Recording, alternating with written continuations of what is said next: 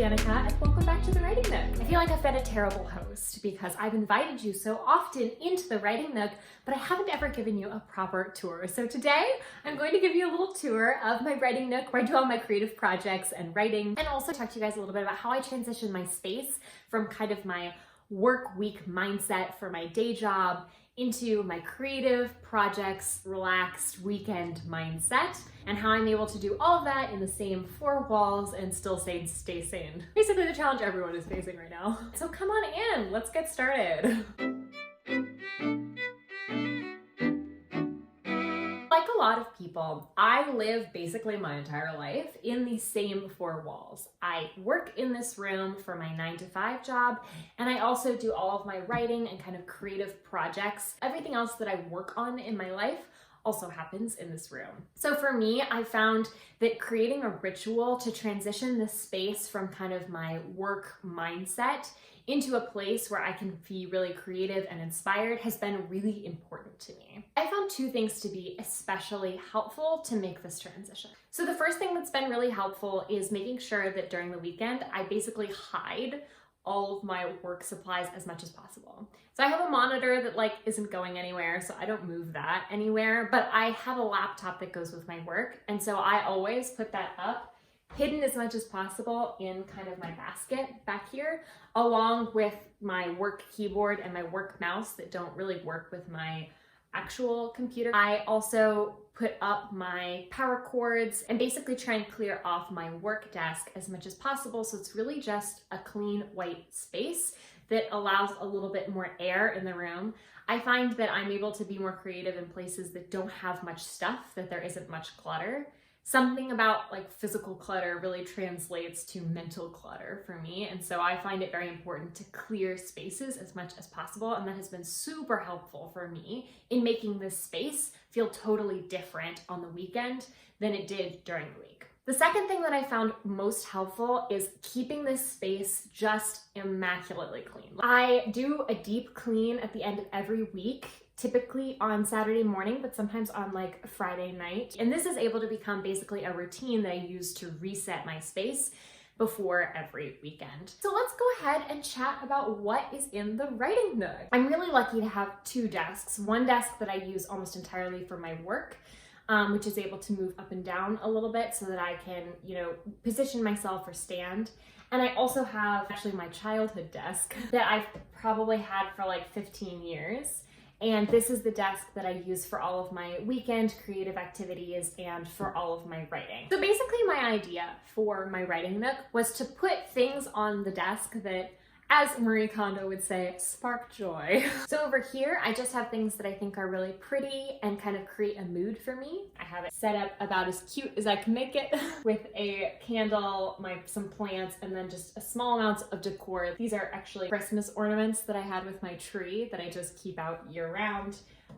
This is also a Christmas ornament, but I just really like it because I love the woodsy vibe. This little coaster is actually a souvenir that I got when I was studying abroad in England. And I just went to a farmer's market, and there was a woman there who made all of these by hand. And she was really wonderful. We had a really wonderful conversation, and I loved this. I really like the kind of modern farmhouse woodsy look, especially since it applies a lot to the book that I'm writing right now. So it just feels like the right vibe. So I have this. And then to be honest, I have no idea where this came from. I think that this actually might have come from Colonial Williamsburg in Virginia. In any case, this is old. We've had it for a very long time, but I happen to have it and fit my theme here quite well. And then of course I have a candle that nobody was using, so I put that up here. Ooh. This is one of my plant babies that I got for a couple bucks from Trader Joe's. He almost died. I don't know if you can tell, but I am not necessarily the best plant mom because I will go from really religiously watering and being great to when work gets really busy or just my life gets really busy, I forget about everything. I really zone out, and I almost kill my plants just regularly. So this guy recently almost died, but I found a spray bottle that I was able to dig out from our cleaning supplies that wasn't being used. So I filled this up with water. It's kind of like the Atomic Habits concept of like, if you're able to see it, you'll get that visual cue to remind you to water your plants. So having a spray bottle out has been a lifesaver for me as someone who routinely almost kills her plants. So if you struggle with plants, 10 out of 10 recommend. This is an unnecessarily nice one, but you can get a really cheap spray bottle, and it just reminds me to water my plants that need a lot of watering, like this little fern guy.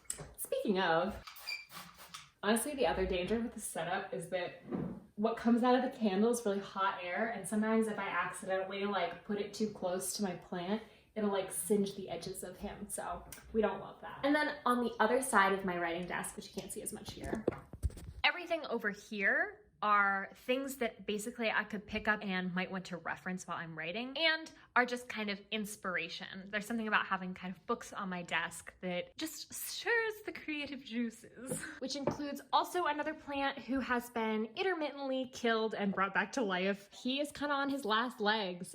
We're not so sure. I water him pretty regularly, but he seems kind of crispy, so stay tuned to see if I'm able to keep him alive. I've had him for almost a year, so surprised he lasted this long. This is one of my NaNoWriMo novels, a book that I'm reading, a few craft books that I'm kind of working my way through, Atomic Habits, which I finished but kind of like to have as a reference book, and then this is my main notebook that I just use when I want to like grab something and write on it. And this is a really cute card that was sent to me by the folks who run my local NaNoWriMo. They're really amazing. Honestly, all the volunteers for NaNoWriMo are fabulous. But I signed up for my local NaNoWriMo group. They offered to send folks basically like motivational materials. So if you gave them your address. So I got this and I love it. So I keep it out as a nice little reminder and motivation. This is a candle that is not honestly a great candle. I honestly didn't even know a wick could do that.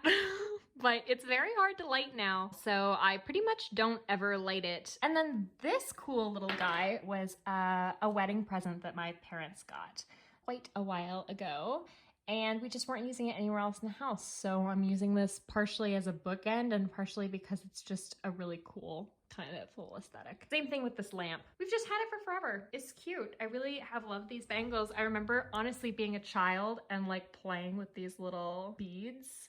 I think it's the coolest thing. This guy's pretty old. So that is pretty much my writing nook. Let me know down below what you do in order to transition out of kind of your work life or maybe your school life, whatever you do kind of in your normal full week in order to get into kind of the writing mindsets. Do you have any routines? Do you do kind of a regular deep clean like I do to kind of meditate into the creative space? And let me know what you keep on your writing space. Is there anything that you need to have around you in order to set the mood or to be kind of a reference guide for you because you use it really often when you're writing? Definitely let me know. So thank you all so much for coming. Wonderful to have you in the writing nook, and I look forward to seeing you all right back here very soon. Bye.